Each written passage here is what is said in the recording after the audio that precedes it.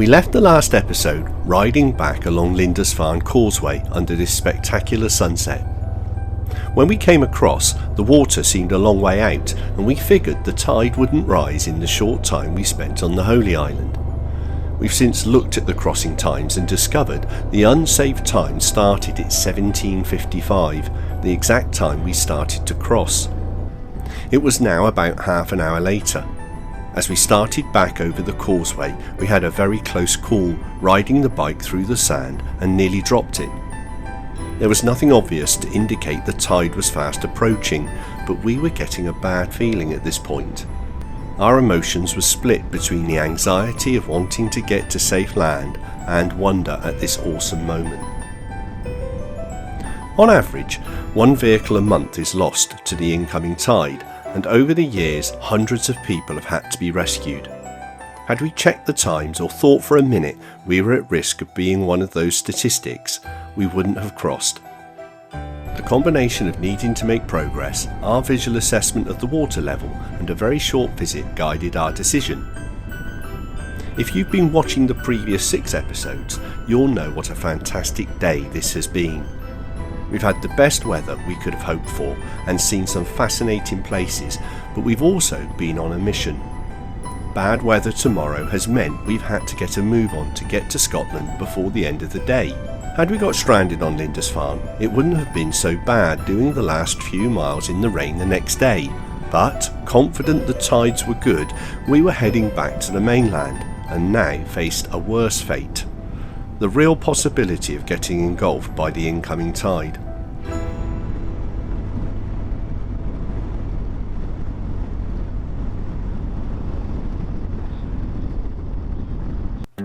Thankfully, it all worked out, and we not only got to visit the Holy Island, but had a thrilling end to the day.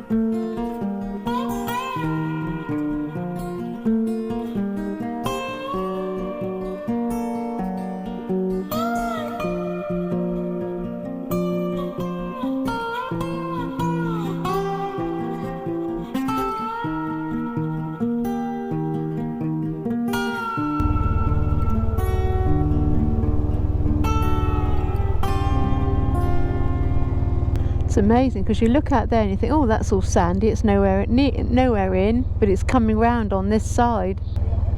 There's the sea out there, look, the waves. Yeah. Oh, here it comes, yeah. Look at that. Golly, we timed that just right. Lots of wading birds, wow. Oh yeah.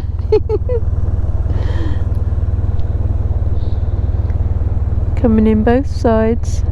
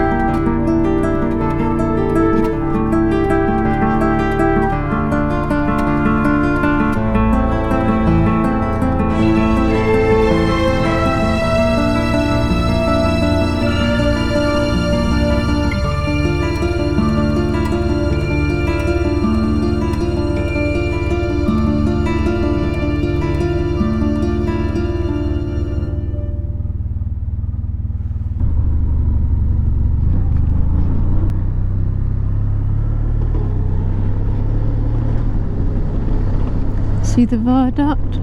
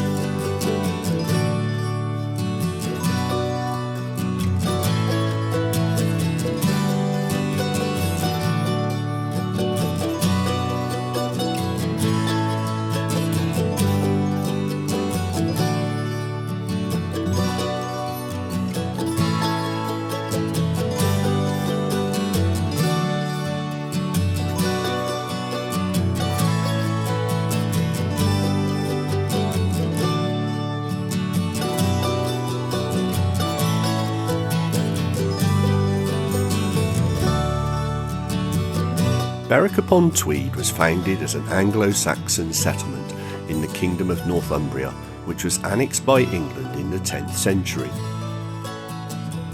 For more than 400 years, possession of the town was fought over between the kingdoms of England and Scotland and changed hands several times. The last time it changed was when Richard of Gloucester retook it for England in 1482.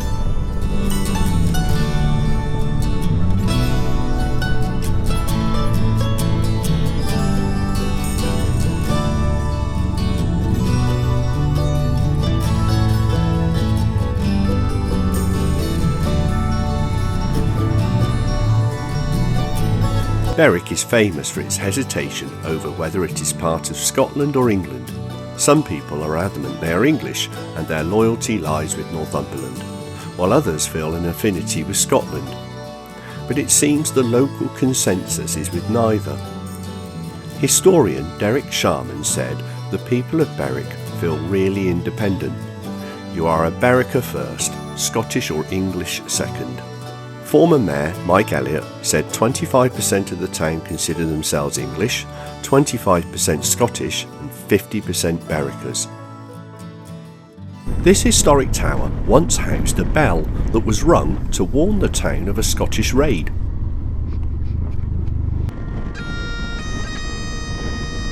The sun was setting as we finally crossed the border into Scotland and arrived at the lovely town of Eyemouth. We were shattered, and unfortunately our desire to get off the bike and find somewhere to stay was greater than it was to do any more filming. It was only 232 miles, but we had been on the road for over 12 hours, 9 of which were spent on the move. We found a lovely guest house at the Home Arms. They also operate as a dive centre and allowed us to keep the bike in their dive store. We ate at the Ship Inn on the harbour side, and the food was fantastic.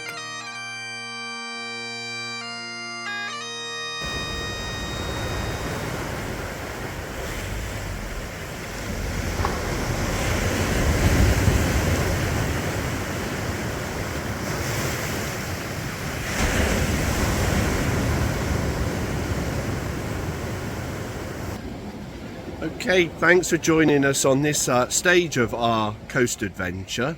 We've had a fantastic time coming up the east coast. We've done it in 2 days, which has been incredible. We started at Skegness and I don't know where we've been. You'll find out on the videos. We had planned to go a bit further and we've got another few days that we could have pressed on. However, the weather has changed and it's gone against us, and we made the decision to call it a day. Looks like it's going to be miserable from now on, as in wet and cold. That's no fun for riding, and for those bikers out there, you know that it's miserable riding in the rain. So we're heading home and just basically going to batten down the hatches and charge back down south. Keep watching, like and subscribe, and look forward to seeing you next time. Bye. Bye.